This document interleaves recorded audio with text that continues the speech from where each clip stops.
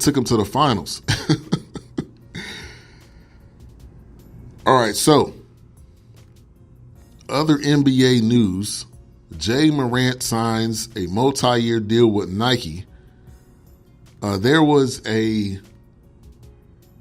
fake tweet out there saying that he signed, I think, a $200 million deal with New Balance, and the shoes are going to come out every Halloween. That was a funny tweet. That kind of caught me off guard because I was thinking, did Ja Morant really sign with New Balance? But that was actually a joke. He signed with Nike. The big one is going to be Zion. Who is Zion going to sign with? You know, Puma got a couple of huge signings. Also, you do know and you do remember that Zion almost tore his ACL in some Nikes. So is he not going to be looking at Nike as a specific destination for his shoes? I would say take advantage of whatever deal you can get. And I would also say get the most money that you can, which he's going to get that because he's going to be the number one pick. People are saying maybe he goes 2, maybe the first team, the Pelicans, want to go somewhere else, but I think the Pelicans are going to draft him. No doubt about it. So, and I think he's going to, in my prediction, go with Nike. Even though he had an issue with the shoe, this is going to be his shoe. And I think they will custom make it to whatever measurements and parameters and all of that, whatever he wants. I think they will specifically make it for him. So we'll see. We'll see. But the shoe deals have been out of this world. And I think whatever deal he gets, it's going to be the most, I would say the second most maybe ever, probably second to LeBron. Laugh out loud, I love him for it, but Mount Rushmore is a time-tested deal. One season isn't enough, says A-Trap. But, A-Trap, you got to consider all those other players. What have they really done for Toronto besides Vince? I think you got to put Vince first. And I'm retracting what I said earlier. But I think you got to put Vince first because of what he did, not just for Toronto, but for Toronto basketball, but for the city, people growing up, the NBA probably would have moved that team if it wasn't for Vince. But none of them led him to the finals. Plus, Stoudemire wasn't there that long enough, although his numbers were better than in Portland. But that's because Portland teams were stacked and didn't have to do much. Zion to Under Armour, maybe, says Courtney. Here's their George Washington, the very first real star. He's there, George Washington, their very first real star, says A-Trap. I don't know about him going to Under Armour. I think and maybe, every single shoe company is going to be courting him and wanting him to sign with them. Every single one. Every single one. So it's a matter of who offers the best deal. Who offers the best deal, who's able to give him the best money, and who's able to make sure that he doesn't tear his MCL or ACL wearing the shoes. That is probably going to be a key factor in who he decides to sign with.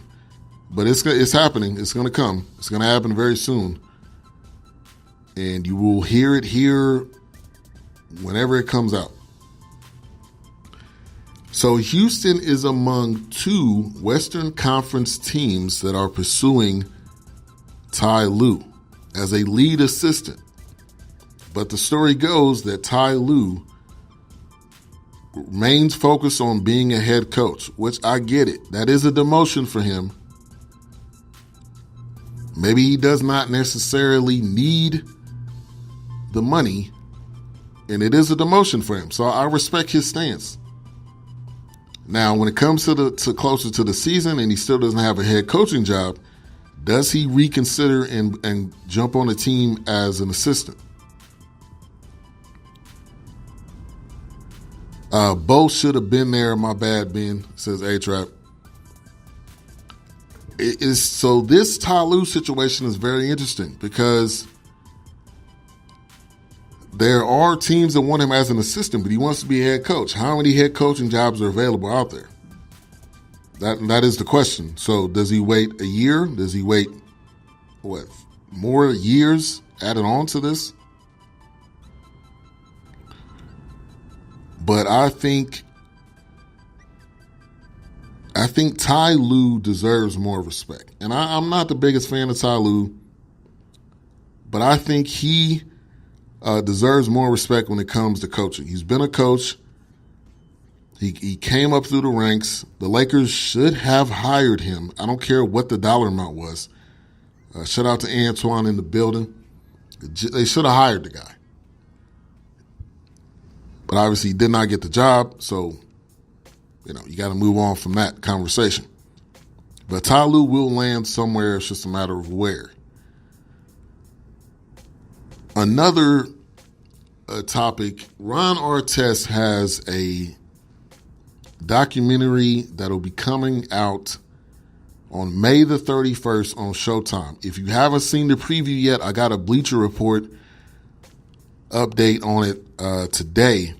And when I seen it, I had to mention it because it's talking about him, his story, but it's talking about one of the best AAU teams, which was him, Ron Artest, Lamar Odom, and Elton Brand, which I think definitely was one of the best AAU teams with their size, ability, length. But the documentary is called Quiet Storm, the Ron Artest story. May 31st, which will be Friday on Showtime. So go check that out. And it also, I think it goes into his life mainly, but it also talks about different aspects of his life. So go check that out. I want to put in a little pub for Ron Artest and his documentary coming up. Comments in the chat room. Courtney says, hey, Ben, what do you think of the Lakers inside story that just leaked on ESPN? Yeah, it's beyond dysfunctional at this point. Now, when you get back to basketball, that can maybe hide some of this dysfunction because there won't be so many stories because they'll be playing games night in and night out. But I'm not surprised. The way the Magic thing went down, the way the potential trade went down, and LeBron is still there, this offseason is going to be interesting. So I'm not really surprised about this. And there is some distrust. Maybe there's more distrust or less with Magic gone. I don't know how much of it was because he was there. But at the end of the day, I think the Lakers will get better. LeBron will help them alone in getting and acquiring players. So I think they will be better, but I think they do have to work on the dysfunction. Maybe that is firing Pelinka and hiring somebody else. Maybe that's relinquishing ownership to someone else, but this is their family. This is the bus business, okay? I don't think they're just going to hand it over to somebody else. So I think they got to do some real life checking and some real looking in the mirror and seeing what have I done to not help this organization and what can I do to actually help it. Antoine says the bus kids have ran the organization until the ground, sell to the highest bidder, which again, like I said, I don't think that's going to happen because that's their business. I do think they need to have some look in the mirror moments though. All right, so we're going to take a very quick break. When we get back, we got some NFL news. We got Major League Baseball news. We got Stanley Cup. Also, we got the Benny Awards to the top performers of the weekend. You can put those in the chat room right now. Also, coming up next, we'll have H-Rap B into the bench right here on XY Radio. Those of you listening in the background, thank you. But I encourage you to join in the chat room. It's very interactive. I'll read your comments, except the cuss words, and I will give you a shout out. Also, those that are listening after the show is over, thank you. I'm talking to you that's either listening on your phone, on your laptop, on your iPad, whatever it may be. Much appreciated. So we're going to take a break, and when we get back, we got more to talk about, more to get to. You're tuned into the Weekend Wrap-Up Show, episode 130. We all hate when we have unexpected car problems. Well, I am here to tell you about a viable solution. Bay 11 Auto and my man Melvin. You have emission problems? Brakes need changing? Transmission slipping? Is your car just driving sluggish? No problem is too big. I live on the other side of town and I drive over an hour to a guy that I trust. Melvin is honest, dependable, and definitely not in the business to break your pockets. Come see the official mechanic Melvin at Bay 11 Auto. You will be glad you did. You can reach him at 1455 General Arts Road, Conyers, Georgia, or 404-295-5715. That's 404-295-5715.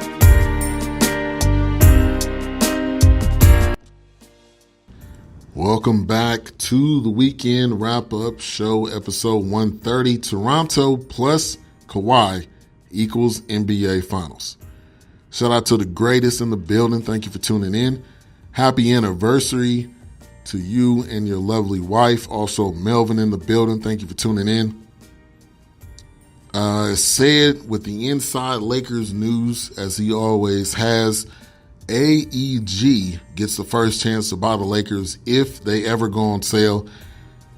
I don't see it happening unless it's a force by the league, unless the league steps in and says, the Buss family owning this team is a detriment to the team, and it's a detriment to the league. That is the only way that I could see the team being sold.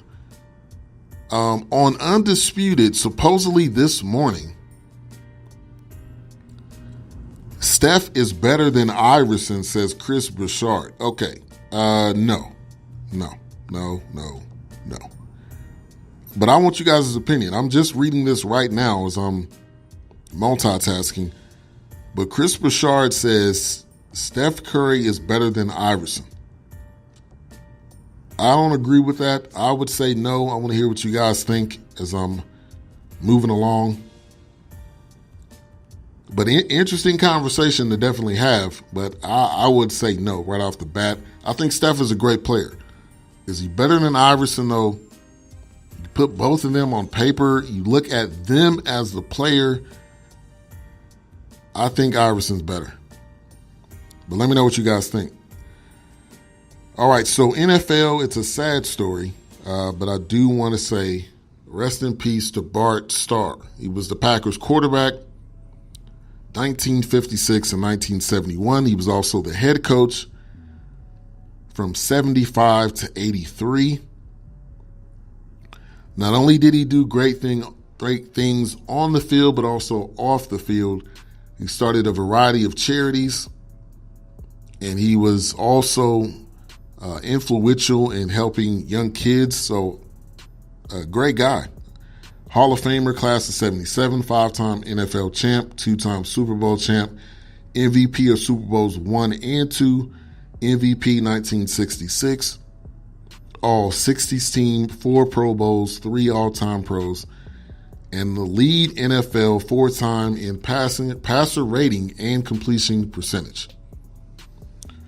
So rest in peace to the great Bart Starr. Definitely sad to see that. But hey, he did live a great life. He lived a great life. And at some point, the sad truth, but the honest truth, is that we all will die. We all will go on. When he passed away, he was 85 years old, passed away in Birmingham, Alabama. But Great guy on and off the field. Pay respect. R.I.P. Bart